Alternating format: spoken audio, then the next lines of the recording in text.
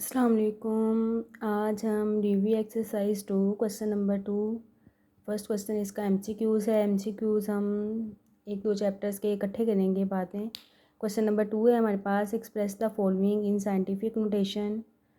अब देखें review exercise है तो इसमें पूरी जो आपने पूरे चैप्टर में जो भी पढ़ा है उसका निचोड़ होगा, मतलब वही है सब कुछ हमारा। यहाँ पे कुछ क्वेश्चंस हैं वो रिपीट हो रहे हैं मतलब। तो जैसे कि हमने साइंटिफिक नोटेशन जो है, साइंटिफिक ऑर्डिनरी मतलब स्टैंडर्ड नोटेशन, ये हम पहले भी एक्सरसाइज 2.1 में पढ़ चुके हैं। हम जानते हैं कि अगर हमने कोई भी क्वेश्चन है उसको साइंटिफिक नोटेशन में चेंज करना है। अब देखें ये ऑर्डिनरी नोटेशन में दिया हुआ है। साइंटिफिक नोटेशन का मतलब है कि इसका जो पॉइंट है वो पहला डिजिट नॉन ज़ीरो होना चाहिए। अब नॉन ज़ीरो पहला डिजिट कौन सा है? 5 के बाद यहाँ पे पॉइंट की असल प्लेस है। पॉइंट की असल प्लेस यहाँ पर है, जबकि पॉइंट उन्होंने कहाँ पर दिया हुआ है? यहाँ पर। हमने पॉइंट को इसकी असल प्लेस पर लेकर आना है। जब पॉइंट हम इसकी असल प्लेस पर लेकर आएंगे तो जाहिर है इस क्वेश्चन में कुछ चेंजेस होंगी।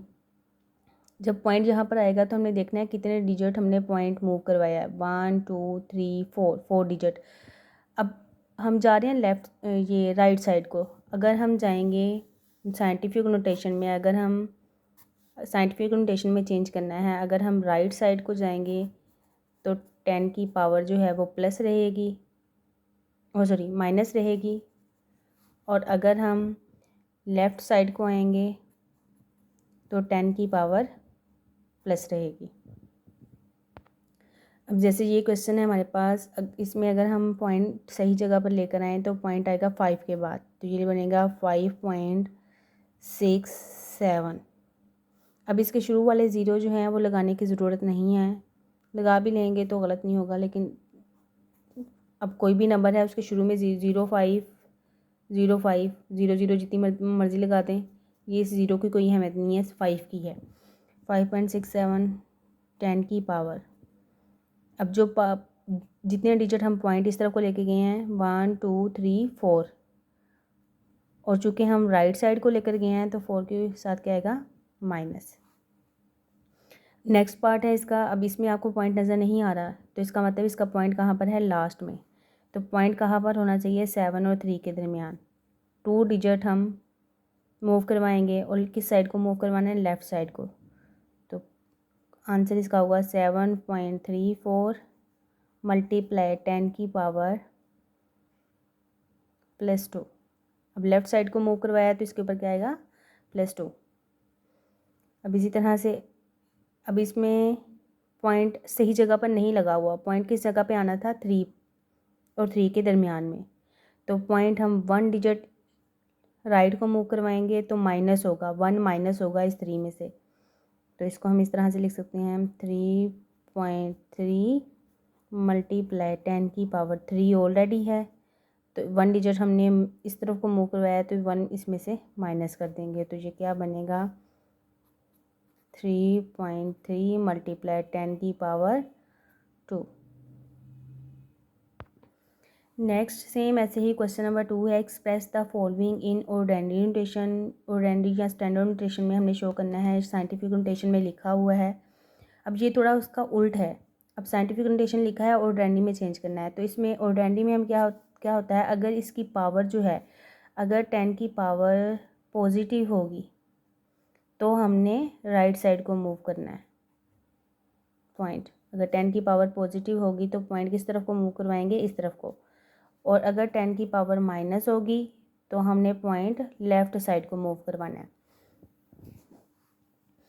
अब जैसे 2.6 है, अब 6 के बाद पॉइंट जो है वो तीन डिजिट इस तरफ को जाना है। अब 3 तो है नहीं, सिर्फ एक ही डिजिट मौजूद है, तो बाकी हम लगाएंगे 0। तो आंसर आएगा इसका 2.6। पॉइंट इसका जहाँ पर था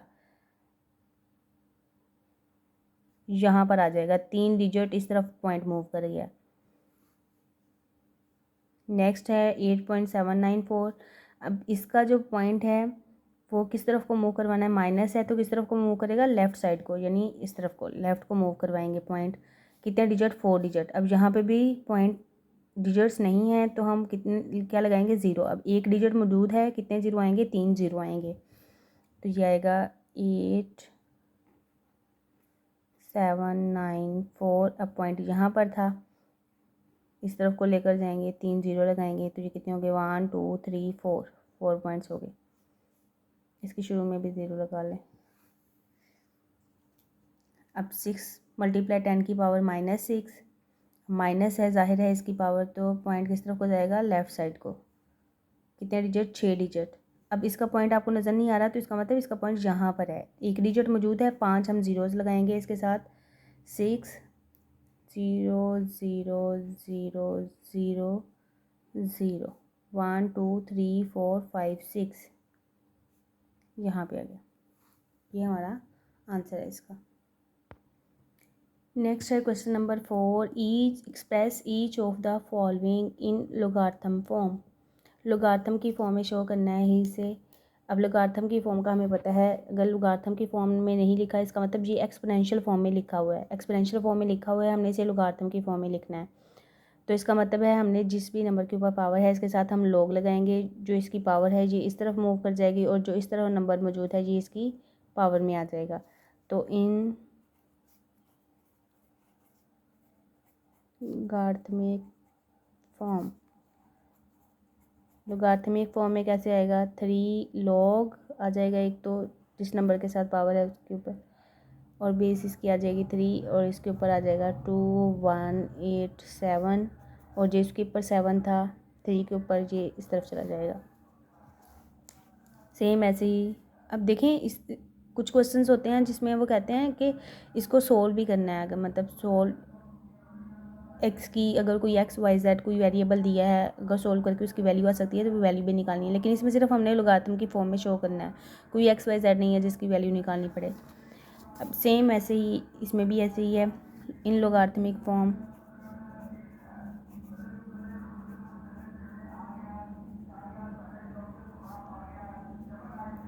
इन लोगारिथमिक फॉर्म, तो इसके ऊपर पावर है, इसके साथ आ जाएगा लॉग बेस ए, अब बी इस तरफ चला जाएगा और इसके ऊपर क्या आ जाएगा, सी। सेम ऐसे ही थर्ड पार्ट है इसका, in logarithmic form,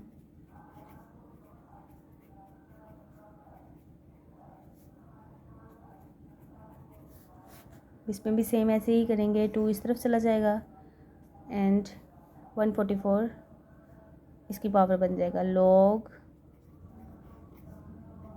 base 12 144 equal 2। Next question number 5 है, इस express each of the following in exponential form. अब ये लो की शक्ल में दिया हुआ है, हमने इसे एक्सपोनेंशियल फॉर्म में लिखना है, लो ख़त्म करना है। सेम वैसे ही है उसका मतलब, उसमें हमने लॉग लगाया था, इसमें लॉग हमने ख़त्म करना है, और जो इसके ऊपर नंबर होगा ये वापस उधर चला जाएगा और ये इधर आ जाएगा। तो हम लिखेंगे इन एक्सपोनेंशियल फॉर्म।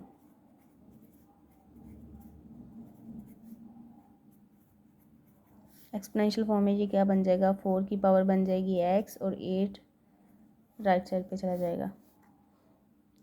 देखिए